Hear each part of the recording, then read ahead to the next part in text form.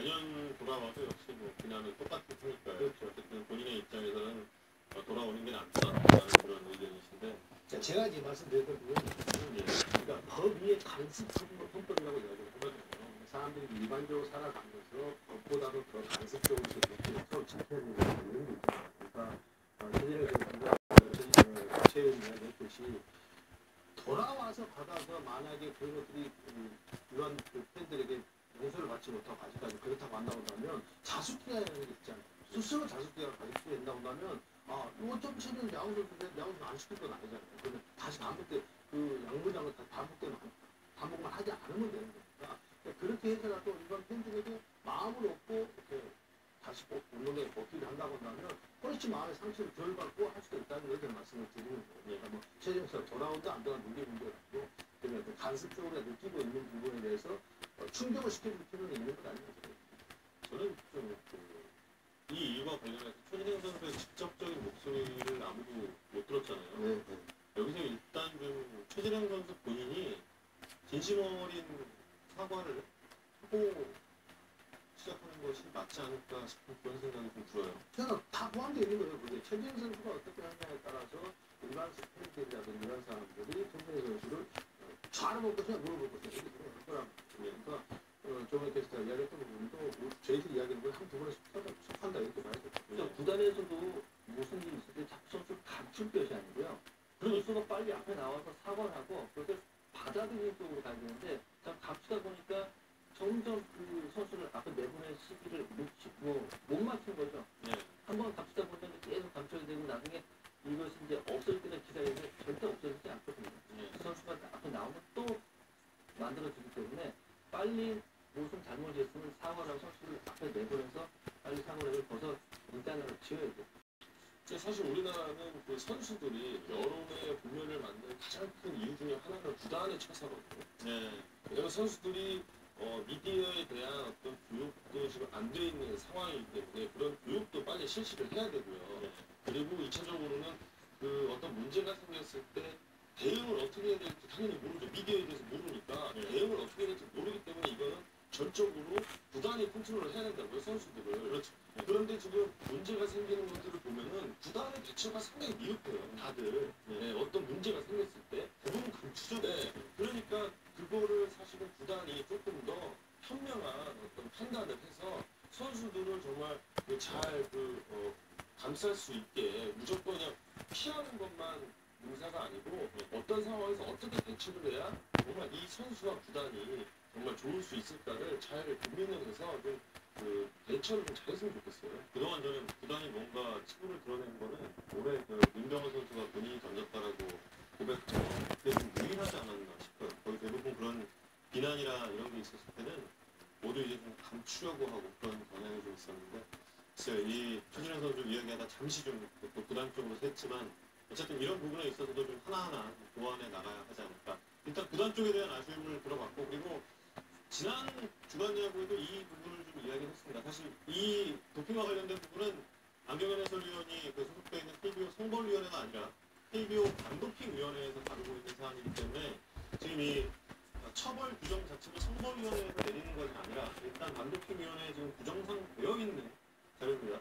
1차 적발 때는 10경기에서 30경기 출전 정지, 그리고 2차 적발 때는 50경기 출전 정지, 그리고 3차 적발 때 영구 제명. 반면에 메이저리그 같은 경우는 80경기, 162경기는 그냥 한시즌이고요. 그리고 영구 제명, 3차 적발 영구 제명. 3차 적발만 갖고 이 1, 2차 적발 때 수위가 우리 리그가 조금 약하다라는 그런 의견이 많습니다.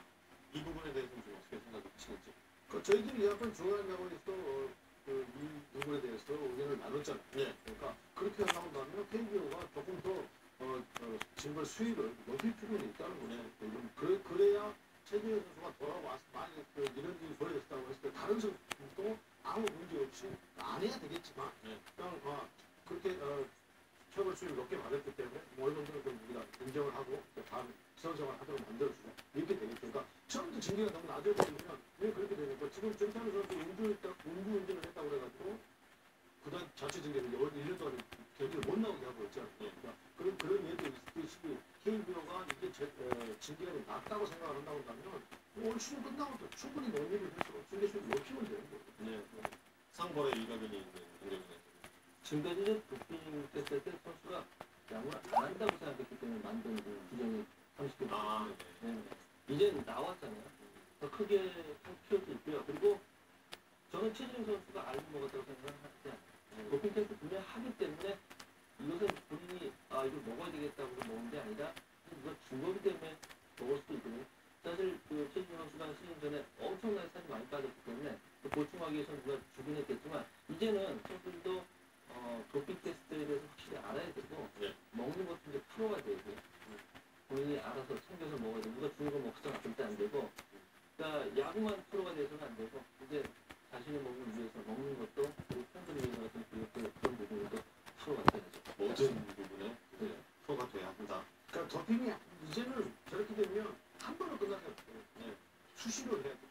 그 우리 지난번에도 나눴었는데 수시로 해야 선수들이 어떤 그런 데 대해서 경각심을 갖기도 하고 또 도덕적인 생각을 하게 되고 그럴 것 같으니까요. 그러니까 KBO가 한다고 했기 때문에 실행을 하는 게 아닌지 잘 모르겠습니다만 자꾸 해야 된다고 했거든요. 네.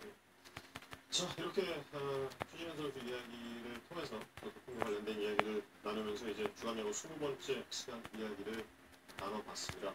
그리고 주간야구 20번째 시간을 마치기 전에 잠시 좀 저희 해설위원분들에게 좀 불만사항이 저희가 돼서요. 한 가지만 좀 말씀을 드릴게요.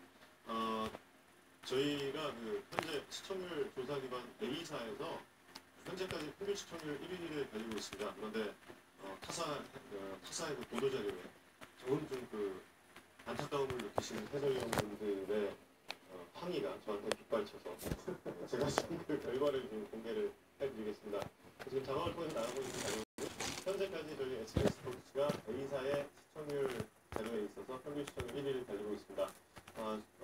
지금 시즌도 마무리가 돼갔는데 역시 시청률 마무리도 잘 해야겠죠. 주간 야구도 많이 아껴주시고요. 저희 SBS 스포츠 진짜 야구 중계 방송도 많이 아껴주시기 바랍니다.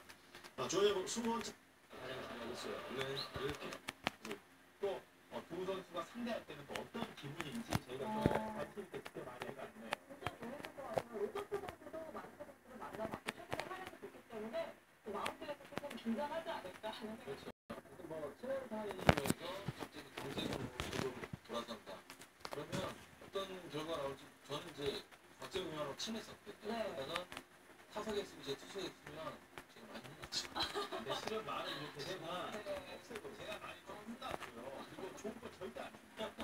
그리고 안타 하나 맞으면은 일단 머리 쪽 이렇게 하나씩 날라오고. 근데 그게 면이라고 침이라고. 아무튼 정말 얘기를 들어보니까요 오늘 정말 재미있는 게 될 것 같습니다. 자 이어서 양팀의 선발 마운드 확인해 볼게요. 역시 하나에는 로저스 선수, KT의 윤승현 선수가 선발 출격하게 됐는데요. 로저스 선수 오늘도 이 묻힌 존재감 뽐낼 수 있을까요? 그렇죠. 이제 지금 오늘 경기가 8월 19일 등판이기 때문에 어떤 체력 스태미너를 보일지 궁금하고요. 그다음에 지금 6일날 웨이팅 선수로서는 최초로 완투승을 거뒀잖아요. 아주 센세이션하게 나타나서 좋은 실력을 검증을 했어요. 홈팬들에게 아주 기쁨을 줬고요. 하지만 상대가 올 시즌 팀파율 좀 버렸던 LG 상대로 거둬서 완투승했기 때문에 글쎄요. 검증이다라고 100% 말씀드릴 수는 없지만 오늘 상대하는 KT 타선이 8월 확률이 있겠죠.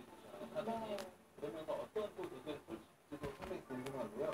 이번 감독은 좀 엄살을 떠났어요. 경기 전에 완벽히만 안 당했으면 좋겠다라는 그 코멘트를 했는데 엄살인 것 같고 오늘 정말 로저스 선수의 그 빛나는 투구, 이런 경기 빛나는 투구와 굉장히 뜨거운 전망이 채널을 놓칠 수가 없을 것 같습니다. 그렇습니다. 이 로저스 선수의 별명이 생겼어요. 바로 주저스인데요. 이에 대해서 응원 단장까지 도맡아하고 있는 로저스 선수에 대한 자세한 이야기를 한강야구의 이주원 아나운서가 전해준다고 합니다. 후반기 하나이글스의 팀 분위기가 가라앉을 수도 있었는데요. 빼먹고 등장한 로저스는 하나이글스의 천군 만마와도 같은 존재였습니다. 이뿐만이 아닙니다. 입단한 지 2주 만에요.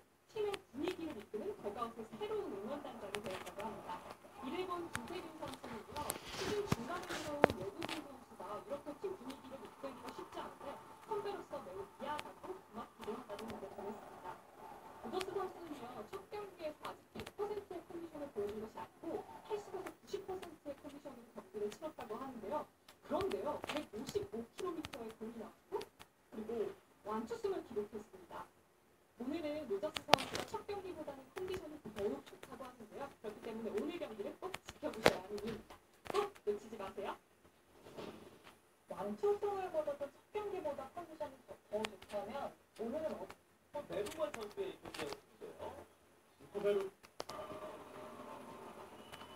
또 상당히 거위액금 보내드리면서 저는 여기서 예. 무슨 UHD 소비소리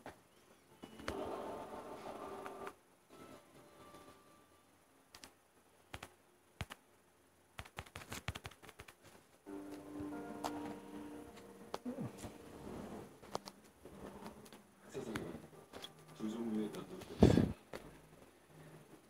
빈틈을 남기는 면도기, 그리고 어떤 공명에도 밀착한 면도기. 플렉스볼 기술로 새롭게 탄생한 퓨전 프로그라이브. 턱선을 따라 만드는 질레트 최적의 밀착 면도기.